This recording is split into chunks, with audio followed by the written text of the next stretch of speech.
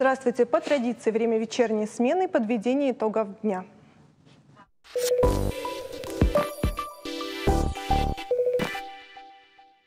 Это лето балует нас не только жаркой погодой, но и количеством мест для рекреации. Хостел в Остинском селении открыл молодой предприниматель Аслан Каргинов. Отель мгновенно обрел славу как самый высокогорный бюджетный отель в России. Хостел расположился над уровнем 2000 метров и над уровнем моря и является частью фасада оборонительной башни. В его создании участвовали члены семьи Каргинова, включая самого Аслана, который сегодня в нашей студии готов рассказать о своем проекте. Здравствуйте, Аслан. Здравствуйте. Насколько я читала, глава Ростуризма Зарина Догузова поддержала вас добрым словом, напутствием и даже изъявила желание самой оказаться в вашем хостеле. Вы не ожидали такой поддержки? Честно говоря, вообще не ожидал. Мы все были в шоке, вся моя команда. Я сейчас про свою семью говорю. Мы все были в таком каком-то порыве, в шоке. Это произошло очень мгновенно. Прямо мы открылись, и пост вышел в интернете, и все, и началось. Это было очень неожиданно и очень приятно. А с чем вы связываете то, что такой широкой огласки сразу придали это открытие? Вообще, с чем я связываю? Мы очень хотели, чтобы о нас узнали. Во-первых, это очень красивое место. Делали что-то для этого? Да, но мы старались, да, мы работали над этим. Пользуясь случаем и моментом, я бы хотел передать большой привет и сказать спасибо своей такой, можно сказать, правой руке. Может, она так сейчас немного обидится, но ничего страшного. В общем, Фатима Дзываева есть такая у нас совершенно замечательная личность. Она сделала и рекламу, и подготовила вообще весь повод, инфоматериал. И поэтому у нас благодаря ей прямо выстрелило. Так, и что же? Вы сразу стали почивать на лаврах? Или работа просто удвоилась, утроилась, удесятерилась? Скорее второе. Да, работы прибавилось, потому что, я сам по себе такой человек, в нашей команде, в нашей семье, и я у них выступаю как душнило.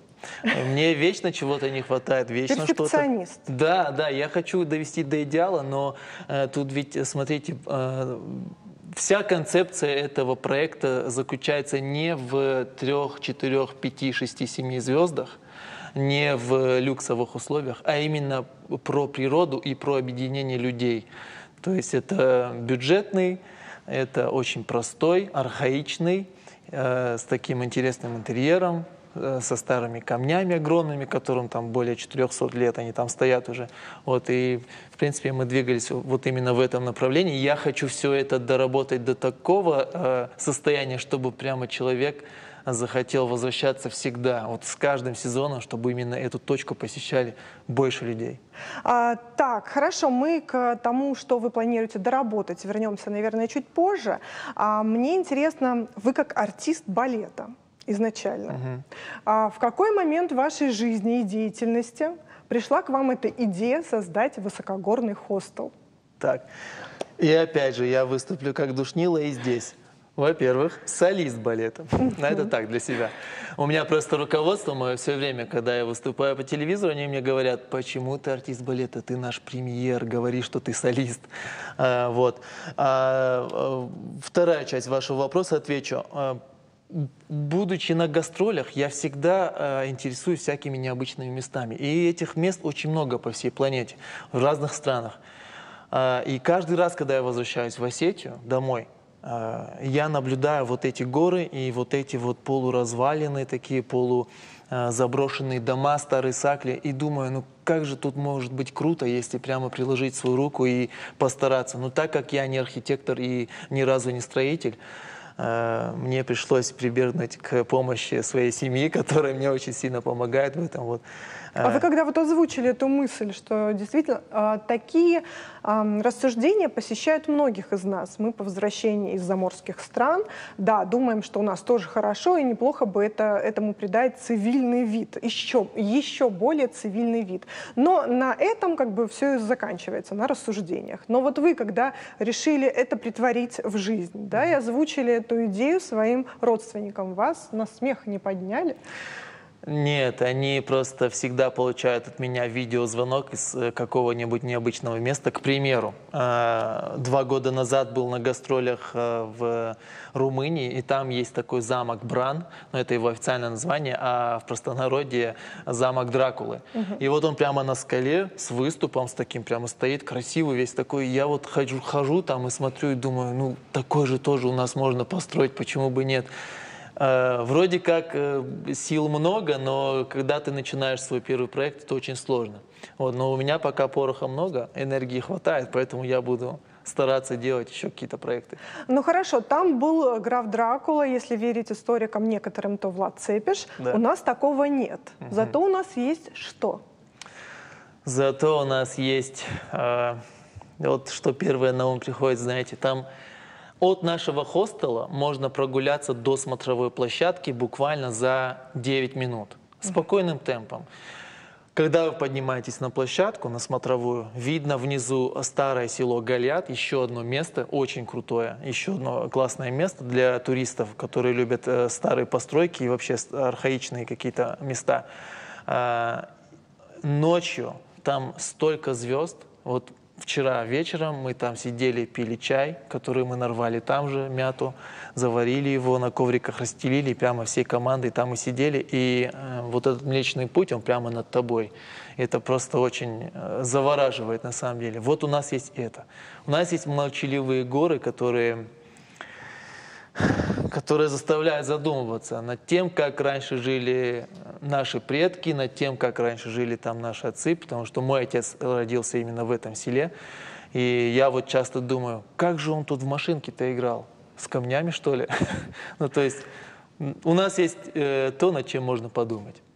Да, вот одну зацепку мы получили, вы родом из этих мест. И вот с чего началось строительство, наверное, возведение или обустройство хостела? Честно сказать, с какого-то такого психоза и ругательства, потому что когда я посмотрел, там было очень много работы, прямо очень нужно было все вычищать. Что там было вот изначально? Смотрите, это у нас часть интерьера, одна большая-большая стена, которую мы почистили, она у нас, это часть башни. Да, да то есть самая оборонительная. Да, это часть башни фамильной. И я думал, как бы из этого сделать интерес, как бы из этого сделать визитную карточку этого места. И мы стали его расчищать. Дальше, там рядышком прямо к этой башне был вход. Ну, дверной проем. А чтобы вы понимали, стены у нас глубиной 110 сантиметров. И вот я начал все это вычищать, и сейчас в этой двери мы будем делать камин. Ну, он уже почти готов, там детали остались. Вот, и началось вот именно с этого. То есть мы хотели эту стену прямо показать, нам это удалось. А раньше, там где-то, наверное, лет 50 они там держали, это было место сбора для сена. Даже я еще, будучи студентом в Академии русского балета, из Санкт-Петербурга прилетал на каникулы. И каждый август я именно с вилами работал, но все старшие работали с косой. Они косят, ты вилами собираешь, потом едете сюда, разгружаете. То есть это было место сбора сена. А предусмотрен ли такой вид активности для ваших гостей? Да, мы бы подготовили какой-нибудь интересный иммерсивный тур. Вот. Это тоже опять в проекте, в планах, потому что там легенд и баек очень много. И вот хочется их как-то реализовать, чтобы для людей было интересно не только посмотреть «Вау, звезды», хотя ничего себе, «Вау, звезды», но хотелось бы, чтобы они прямо вот именно углубились в состояние такое, которое там преобладает. Хорошо, вот эти самые гости, ваша команда. Да, там же семейный отель, семейный отдых. А по приезду на место, что они увидят и какие условия им будут обеспечены? Вот, пожалуйста. Так. Многих интересует, могут ли они умыться, набрать воды? Конечно, там у нас течет родниковая вода. Вот очень вкусная. Прямо сейчас буду хвалить, захваливать. Родниковая вода. У нас есть также горячая, мы ее подогреваем, то есть санузел, душевая кабинка у нас есть, об этом вообще можно не переживать. Также вот на экране я сейчас вижу, показывают, у нас есть кухонная зона, которая сразу уже в этом интерьере и вписана, вот, которую мы постарались сделать. Там можно приготовить с собой, привезти свои продукты, и, то есть автономно готовить вот именно в этом месте. Продукты брать откуда? Вот? Продукты. Если вдруг с собой кто-то не додумался и не взял? Мы всегда на связи, мы можем договориться и даже про питание, пригласить нашего великолепного повара. Это моя мама пока что. Поэтому мы можем договориться и организовать прямо вот, то есть почасовую, сейчас грубо скажу, кормежку. Вот, почасовой обед и ужин, и завтрак. То есть это все можно организовать, безусловно. Ну и, соответственно, там у нас двор, там будет место для костра, где будут располагаться всякие лежаки, пенечки, на которых будет сидеть молодежь, уже сидит, между прочим, вот, и будут любоваться вот именно закатами, потому что у нас выход с террасы на скалы, вот такие торчащие. Вы сказали молодежь. То есть вы рассчитываете именно на эту возрастную аудиторию или? Вот, честно говоря, я вот за последние... И, кстати, количество человек давайте назовем, кто может без проблем там у вас разместиться. Сейчас, на данном этапе, у нас размещение до 12 человек. Это 10 человек в общем большом зале каминном, как я его называю, с витражными окнами. И еще мы подготовили, там есть маленькая комната, где-то 2 на 2 она получается. Нет, вру, 2,5 на 2,5. Это важно. Да, тут каждый сантиметр важен. Вот, эта комната находится в Старой Сакле, старая часть. Как я называю? Историческая часть. Да, старый фонд, как у нас в Петербурге говорят, вот я то же самое.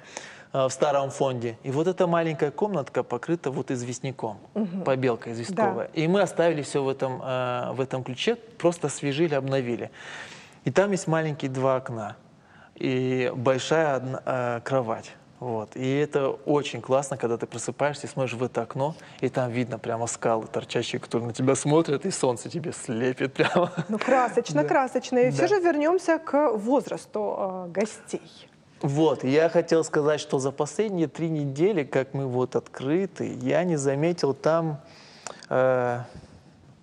ни одного пока что пожилого. Хотя хотелось бы, чтобы они до тоже какого приезжали. возраста ваши постояльцы вот на эти 3 недели? Вы знаете, где-то от 25 до 45. Пока что вот так вот приезжали люди. И я, конечно же, учет там не веду, и у всех возраст не спрашиваю, но у меня такое ощущение. Вот какой-то такой диапазон у нас. А как вы думаете, почему останавливает это более старшее поколение от визита? Или, может быть, они еще не в курсе? Я думаю, что второе, они пока что не знают, что есть теперь в Осетии, в Горной Дегорье, в Уаллакоме самый высокогорный хостел в России. Да, это нас вот так вот прорекламировали хорошо. Они пока не знают наверняка, вот, но скоро узнают, постараемся. А вот эта высота, для людей старшего поколения, она комфортная? Или ландшафт, который окружает ваш прекрасный хостел, он позволяет им прогуляться на такое приличное расстояние без того, чтобы вот устать, выбиться из сил? Вы ставили такие эксперименты? Вот сейчас я задумался, поставить ли. Не благодарите. Да, хорошо. Я думаю, что нужно будет каждому человеку лично убедиться, посетив это место, потому что вот у меня мама, к примеру, и я тут не могу, я вот в городе хожу ровно, а тут прямо как бы вот такие подъемы, и даже в доме, говорит, у нас не везде все под 0 сделано, под уровень. Я говорю, ну ведь это же изюминка наша. Но спустя где-то сутки она тоже привыкает, да вообще любой человек, который к нам приходит, он сначала удивляется, потому что, чтобы попасть в хостел, у нас территория двор, он тоже под уклоном таким приличным. То есть это такая специальная какая-то вещь сделана, которая вот именно тоже приковывает внимание. Вот. Но я думаю, для пожилых людей там проблем не составляет, потому что все выходцы оттуда, из этого села, возвращаются, и прямо как будто бы, вы бы видели их лица, они светятся и обогащаются чем-то, я не пойму чем, какой-то энергетикой. Хорошо. Ну а вообще какие достопримечательности, вот помимо озвученных, находятся в пешей доступности? В пешей доступности, ну, как я уже ранее говорил, это у нас смотровая, это прям визитная карточка этого места. Дальше у нас идет, но это уже прямо такой тяжелый маршрут, потому что мы его сами проверяли. Мы поднимались 6,5 часов туда на перевал и 5,5 спускались. Это очень сложно, действительно. Да, вот перевал есть, откуда видно некоторые села Осетии. Вот, то есть оттуда, через этот перевал, раньше спускались именно с этой территории, с Воллакома, с Дунта-Камунта, Галят, с этих 3 сел спускались на равнину люди. И там есть прямо пешая тропа. Но это очень опасное место. Вот. Но, видимо, и очень живописное. Да, там неописуемая красота, когда облака, ну, они под тобой, ты их видишь вот внизу, и ты над ними. Вот. И, кстати говоря, наша смотровая площадка то же самое. Если включить на любом телефоне режим быстрой съемки и поставить его в статичную позу, то будет видно, как с ущелья пригоняются облака, и они обходят тебя справа и слева. Ты как будто бы в самолете потом летишь. Это очень здорово, тоже классно. Есть водопады, есть старые башни, тоже полуразрушенные, но какие-то части остались. И, конечно же, опять же, визитная карточка – это Галят. Как и Камунта, старое село, такой же Галят, но там больше таких вот больших, крупных построек сохранилось, больше всего. И это, конечно же, тоже визитная карточка. Что говорят туристы, кстати, откуда, из каких городов уже побывали у вас? Ой, из совершенно разных даже. Ну вот буквально перечислю. Тверь, Тула, Самара. Ребята, кстати, приезжали к нам, они остановились на одну ночь. Нам, говорит, скоро идти на Казбек восхождение делать, можно переночевать. Уже вечером пришли. На утро выходят, мы еще на одну ночь останемся. Да, ну то есть это очень приятно, когда люди действительно видят в этом, ну, классное. То, что видите вы. Да, это очень классно, и я прям вообще радуюсь, когда вот получают такие искренние отзывы, да. Вот, из этих городов, ну и из Владикавказа, конечно же, из республики нашей очень много людей приезжают, из соседних республик, вот, из Нальчика тоже недавно были у нас. Вот, ну, в основном Москва и Санкт-Петербург. А легенда есть какая-то у этого места? Легенда? Если нет, то ее стоит придумать. Да, наверное, стоит придумать, но, скорее всего, она есть, и я спрошу у своих старших. У команды? Да. Спасибо вам большое. Ждите наплыва туристов. Ура, ждем. У нас реклама на канале, не переключайтесь, впереди тоже много интересного.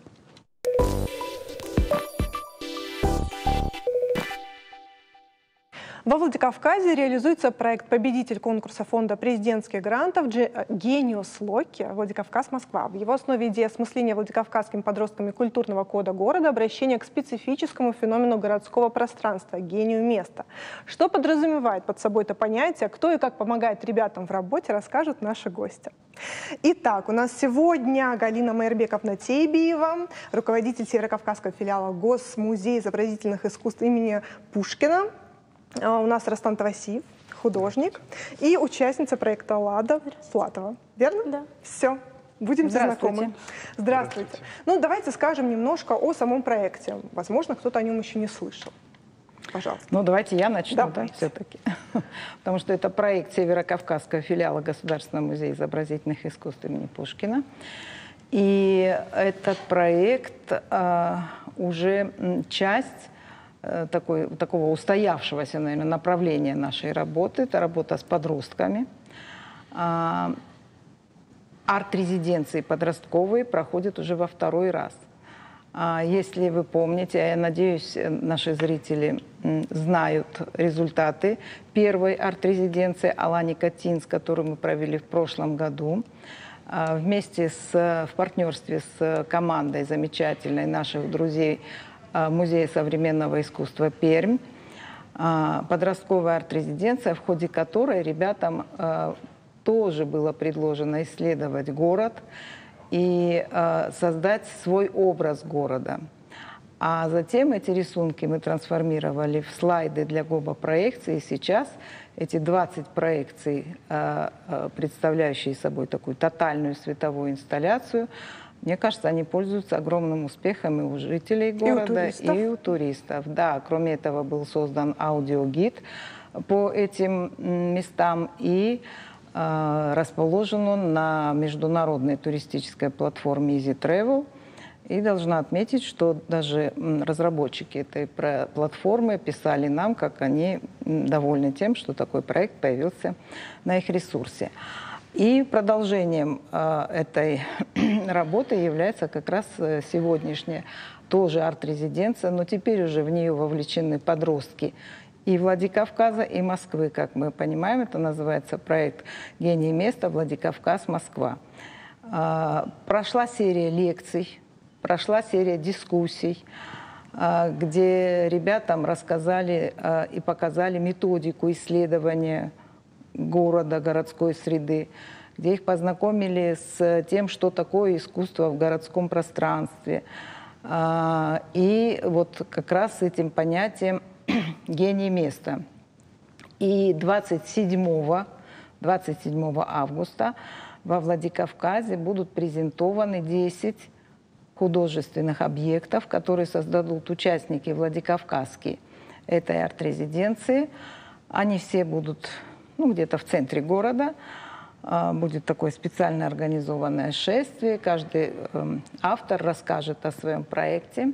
Так что следите за нашими сетями, страницами, чтобы знать точное время, когда это будет происходить. Эти объекты станут также частью городской среды Владикавказа. Надеюсь, будут пользоваться не меньшим успехом, чем предыдущие.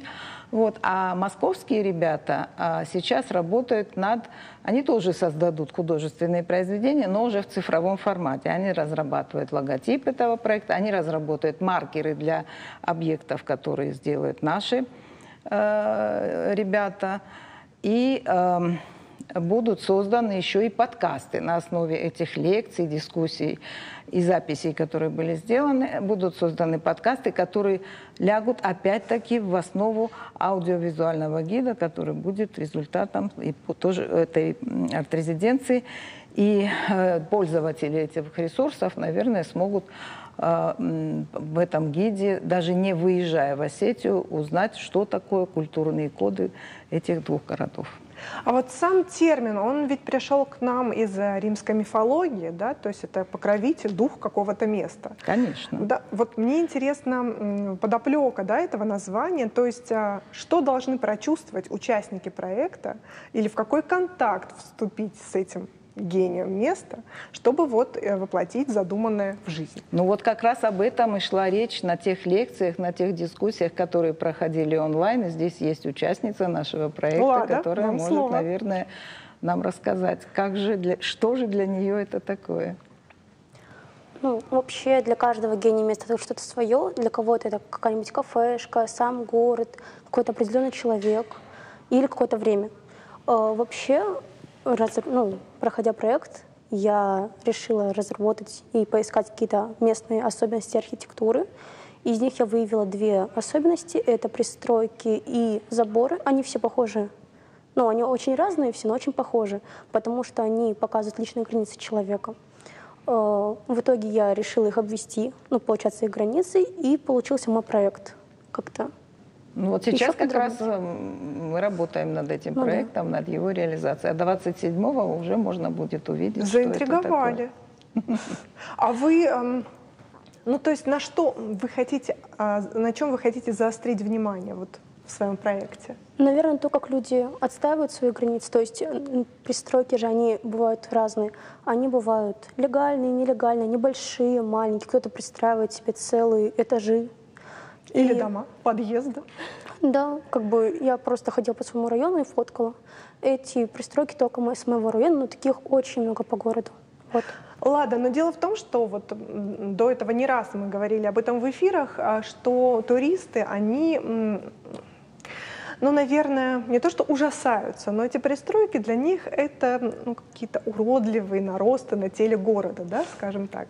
Вот как вам удалось в этом разглядеть какой-то смысл, какое-то послание? Ну, когда я обводила их, я себе, потом выводила картинку отдельно, и это очень похоже на иероглифы. То есть тоже какой-то язык, которым люди показывают. Вот. Ну, вообще это очень интересно, и там у меня очень много изображений получилось, но будем делать только 6 из них. Но так наработок было очень много. Помимо прекрасной Лады, еще расскажите об участниках проекта, сколько их было и как проходил отбор. Ну, было размещена на наших страницах, в соцсетях информация о том, что объявляется набор в эту группу, Google форма, которую надо было заполнить, надо было написать мотивационное письмо, почему ты хочешь участвовать давайте сейчас в этом отсылку к проекте. Ладе. Почему вы написали? Почему? Ну, вообще я участвовала в прошлой Ланке, мне очень понравилось, это очень крутой опыт. Ну и вообще, когда ты исследуешь так город, ты понимаешь, что ты хочешь еще и еще больше рассказывать. То есть так я выражаю, наверное, свои мысли и ищу что-то новое. Принято. Вот. Ну вот, и таким образом были определены участники проекта, их, по-моему, 15 у нас и 15 в Москве. Ну и дальше уже началась с ними работа. А помогают ребятам реализовать свои художественные высказывания художники, которых мы пригласили. Один из них — это Растан Тавасеев, это наш давний товарищ, участник, ну, во-первых, он очень известный московский концептуалист, художник. Во-вторых, он неоднократно уже участвовал в нашем фестивале современного искусства. «Аланика» — это наш флагманский проект нашего филиала. Ну и какие-то другие проекты мы вместе делали. Большое исследование было. Я надеюсь, еще будем делать. Надеюсь, будем делать, да. Растан, что входит в ваши обязанности? Ну, насколько я понимаю свои обязанности, главная моя обязанность — это отсутствовать. Да, быть выключенным максимально как художник и предоставить свои мощности юным участникам проекта, чтобы помочь в реализации их замысла. На самом деле это очень трудная для меня задача. Никак не влияя на них, как уже. Это вот, может быть, самое трудное, что я когда-либо делал или не делал в жизни. Вот. Оставаться в стороне. Ну, не начать доминировать, не начать подсказывать. И не потерять свои идеи, да? Да, вот как раз свои-то нужно выключить и дать развить идеи участников. Вот. Я стараюсь и надеюсь, что получается. Вот. Ну, потом надо, конечно, будет у них спросить. Судя по зонтику, я вижу, что получается. По зонтику. Да, у нас есть зонтик. Затравочка. Давайте вы расскажете свое мнение о проекте и об участниках. Вот интересно, что, может быть, вы кого-то выделили для себя? Участники потрясающие. Мне кажется, что они невероятно мотивированы, и они так стараются. Вы знаете, я должна еще что отметить. Вот жаль, я не смогу, наверное, здесь хорошо бы это было показать. Участники ведут дневник проекта. Вот если кто-то пользуется телеграм-каналом, то если они ведут «Гениус Локи», как он называется у нас? «Гениус Локи», да, прямо так он и называется. «Гений места» еще можно «Гений места» можно. Выйдет вот этот вот дневник проекта, где ребята записывают и описывают своими словами то, что происходит, иллюстрируют фотографиями весь процесс, как происходит эта арт-резиденция. Это невероятно интересно, потрясающе умные ребята, интеллект высочайший. Меня это просто несказанно радует. Растан, и вас? Правда. Да, и мне тут тоже получается еще какой... То есть я согласился отчасти участвовать, чтобы лучше узнать город и с самых разных неожиданных сторон. Да, вы не знали ранее? Что-то знал, но не все пристройки, например, не все заборы. И действительно глубже узнаешь, то есть, когда у тебя не 2 глаза, а 15 пар. На 2, на 30, плюс еще 2 да, художника, друга. Вам помогли участники, то есть ваши подопечные, взглянуть иначе на какие-то места либо события Владикавказа? Ну, в целом, да, ну вот про училище много узнал художественное. Вот. Как-то ты печально об этом говоришь. Потому что я им очень завидую. У них действительно там такая содержательная, интересная... Завидуете их возможностям? У них очень интересная внутренняя жизнь, вот, а я могу только со стороны на нее смотреть. Да, почему, как вы думаете, вот у сегодняшней молодежи это интересная, насыщенная, информативная такая жизнь есть, а вот у поколения предыдущего или предпредыдущего она была, наверное, не настолько насыщенной? Это все связано с информационным полем, которое расширяется? Или... Может быть, они просто больше фоток делают. Фоток делают? Да, наверное, в этом секрет. То есть, наверное, жизнь примерно по насыщенности, хотя как мы будем мерить насыщенность, непонятно, но сейчас, да, просто больше зафиксировано, и поэтому есть чему завидовать. А вот это воспитание чувства прекрасного в себе, вот вы говорите, фотографии больше делать, вот ваши такие рекомендации, чтобы вот себя так культурно воспитать, что нужно делать помимо фотографий на тот же самый смартфон? Видеть, например, прекрасное в тех же пристройках или какой-то вот смысл во всем. Как в себе воспитать прекрасное за 15 минут? Мне кажется, надо любить его и стремиться к нему, и оно само как-то воспитается. То есть надо его искать, и, может быть, в пристройках, и в заборах. А что для этого делать? Может быть, больше ходить пешком? Мне кажется, я бы начал с проявления любопытства. Любопытство. Да. Например? Видите какую-то вещь и пытаетесь ей искренне, глубоко заинтересоваться, понять, почему такие отражения в этом стакане, почему... Либо почему она одна. Почему он один, да, нас тут трое, а он один. Да. Вот. И, собственно, у любого предмета глубина бесконечна настолько же, насколько наше внимание к этому предмету. А какой из проектов, вы можете вообще говорить так о проектах? Давайте не будем подробностей. Мне кажется, нет. Я думаю, это рановато. Мне кажется, уже 27 числа, когда осталось немножко, осталось совсем немного, и лучше это увидеть уже. Хорошо, давайте еще тогда по философии. Еще и с комментариями самих авторов, которые будут об этом рассказывать. Кстати, насчет прекрасного и прочего. Вы знаете, меня очень радует, что вот ребята из художественного училища, они уже просто постоянные участники всех наших проектов. И я вспоминаю даже выставку, которая была год назад, Дни Пригова во Владикавказе, когда студенты училища сами сделали инсталляции по эскизам великого Пригова Дмитрия Александровича. Это, мне кажется, для них был потрясающий опыт. А когда вы делали, или тогда ты еще не училась, когда Виталий Пацюков был куратором, и мы делали выставку, посвященную Дягилевским сезонам, балету «Парад», было столетие. И ребята сделали объекты из бумажной пластики вот в стилистике той, как работали художники Пикассо, и вот как были сделаны декорации в том балете. Мне кажется, это просто невероятный опыт, и как раз вот, наверное, участвуя в подобных вещах, они воспитывают в себе, открывают, получают ответы на какие-то вопросы, которые у них возникают, и воспитывают в себе чувство прекрасного. Лада, а какие вопросы у вас возникали по ходу? Почему? Почему что? Почему оно есть? Зачем его построить? Или какие были мысли? Вообще я прям делала целую статью. Это нельзя назвать научной статьей, но я очень много копалась. Да. И я спрашивала мнение людей со стороны, нравится, не нравится, что они думают по этому поводу. Я спрашивала людей, которые строили эти пристройки, там рассказывали даже личные какие-то истории. И на самом деле мнения максимально разные, то есть они плавают от очень плохого до очень хорошо, это вообще нужно распространить. Вот, то есть у всех по-разному в голове, наверное, я не могу, поэтому я и спрашиваю вопросы. А вы сами можете, например, как Растан в этом вопросе сохранять нейтралитет? Наверное, нет.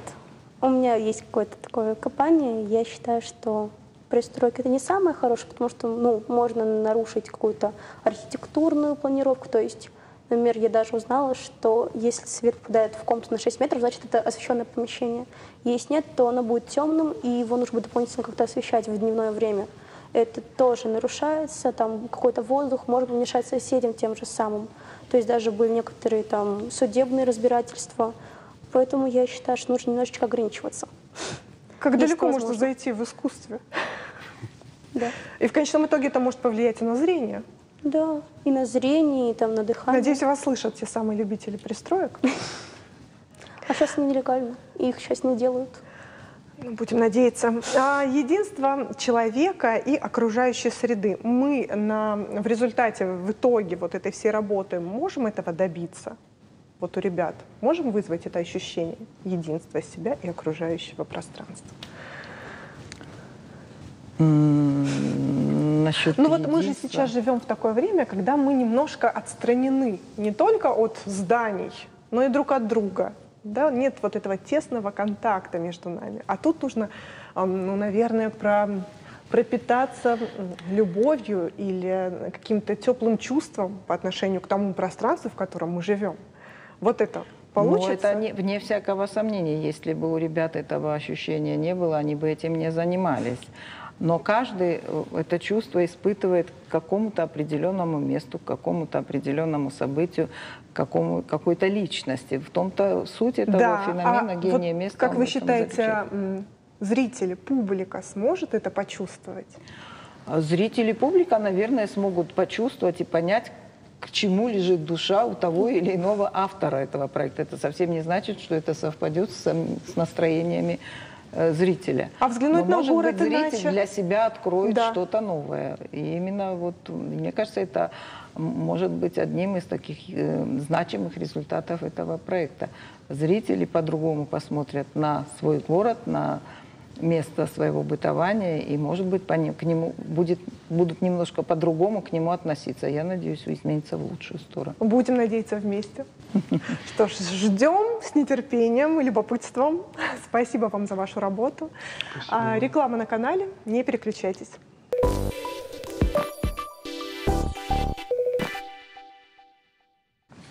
Ну что ж, в гостинице «Владикавказ» открылась фотовыставка «Наши дети». Она организована в рамках проекта «Расправь крылья» благотворительного фонда «Быть добру». 11 снимков воспитанников детского дома «Хурутен», оставшихся без попечения родителей, главные герои этих работ. Рядом известные личности, общественные деятели, спортсмены. Акция продлится месяц. Организаторы ее хотят получить что-то на выходе. И вот что это конкретно, мы спросим у них. Здравствуйте. Здравствуйте. Амурхан Кусов и Мария Исакова. Вы, можно сказать, оба представляете фонд «Быть добру». Мария, помимо этого, руководитель проекта «Расправь крылья». Итак, ну давайте скажем о том, что это ведь не первая такая работа вашего фонда. Пожалуйста. Если можно, я бы хотел вначале поздравить всех наших телезрителей. Сегодня в нашей стране отмечается праздник, День флага. И множество мероприятий проводится. Хочу всех поздравить. Горжусь тем, что я гражданин Российской Федерации. И хочу всем пожелать здоровья, чтобы этот флаг российский долгие годы оберегал нас, как граждан. И всегда верховенство закона было, правопорядка. И где бы ты ни находился, будучи гражданином Российской Федерации, всегда тебя могли защитить. И уважали. Да. И флаг, и граждан Да. Российской Федерации. По поводу акции нужно отметить, что эта акция проходит уже не первый раз. В прошлом году участвовало в этом мероприятии 9 детей. И из них 4 ребенка удочерили и усыновили. Нашли семьи. Это хороший результат. Это, на мой взгляд, отличный результат. Нужно отметить, что здесь дети от 4 до 12 лет, именно тот возраст, люди стараются усыновить или удочерить детей, которые помладше. Сильно младше, да. И мы стараемся делать упор вот на эту возрастную категорию. В этом году у нас их 11 детей. Нужно отметить, что с каждым ребенком была проведена работа, в том числе психологов. Лично мы с Марией неоднократно с ними встречались тоже. И каждый из этих детей, он мечтает обрести семью сам, что очень важно в этом деле. А есть те, кто не мечтает об этом? К сожалению, такие дети тоже есть, которые уже, можно сказать, выпускники детских домов. И они уже постарше. Разные дети есть. Идея фотовыставки кому пришла? Ну, нужно быть, как сказать, честными. В этом направлении мы работаем не первый год. Если можно, Мария расскажет о проекте и почему вообще зародилось такое Мария, дело. вам слово. Как вы сказали, я руководитель проекта «Расправь крылья». Это проект фонда «Быть добру».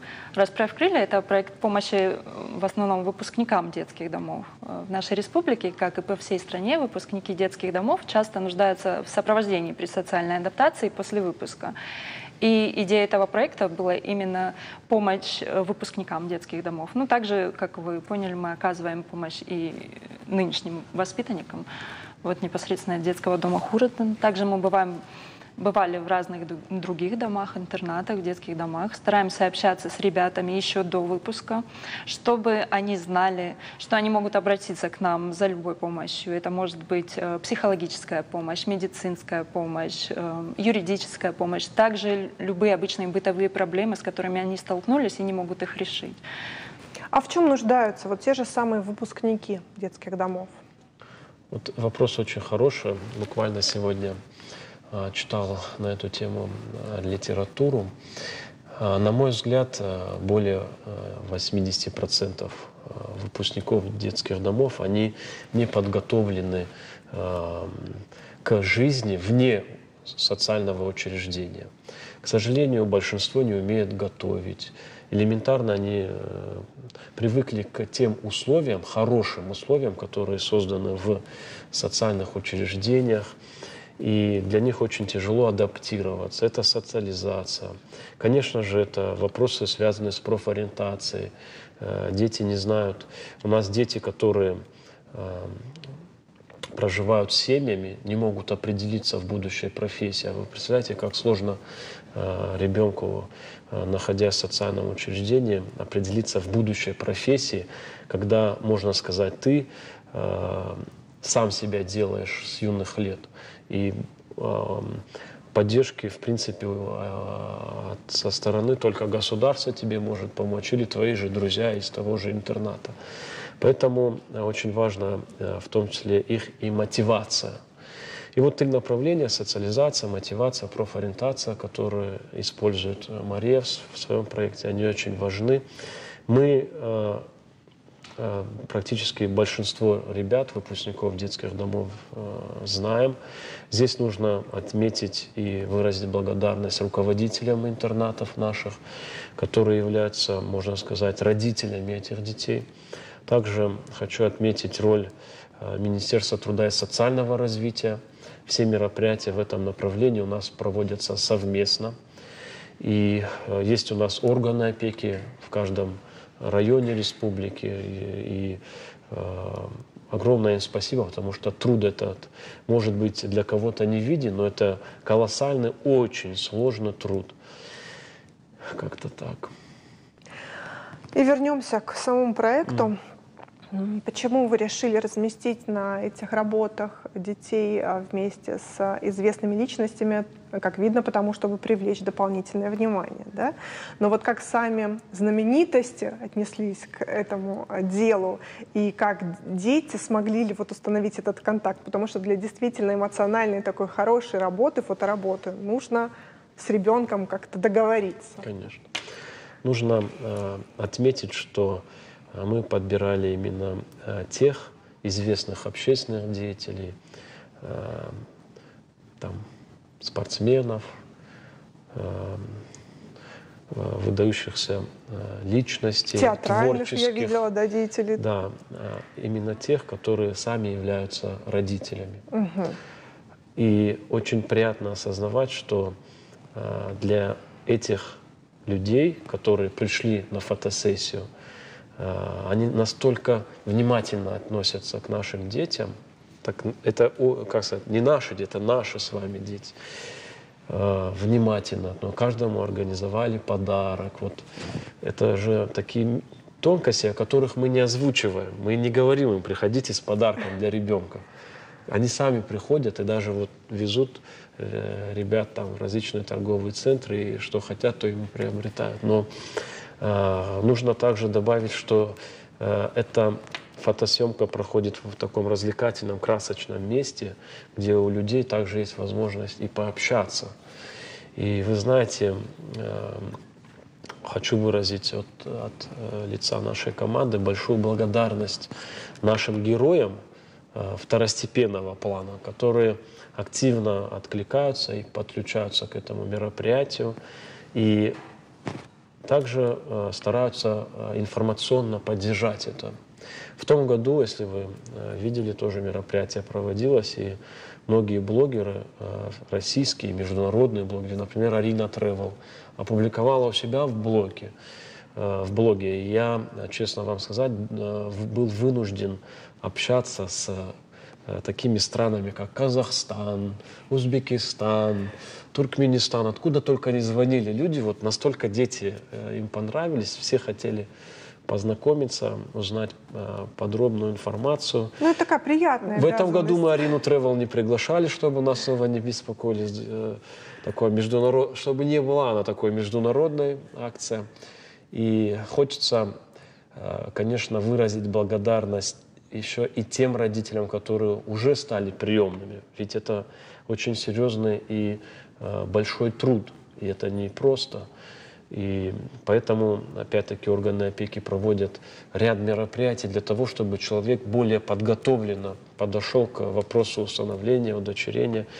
И еще раз огромное спасибо приемным родителям, а также будущим приемным родителям наших детей, потому что некоторые не могут своих детей на ноги поставить, а поставить детей, которых ты только, например, узнал на днях, и вложиться в него — это очень сложно. И, как правило, детей удочеряют, усыновляют уже те люди, которые до этого тоже удочеряли, усыновляли. Вот у нас пока в рамках нашей акции такое впечатление.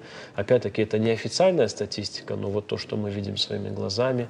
Мы, помимо этого, проводим форум в нашей республике совместно с Министерством труда и социального развития, форум приемных родителей.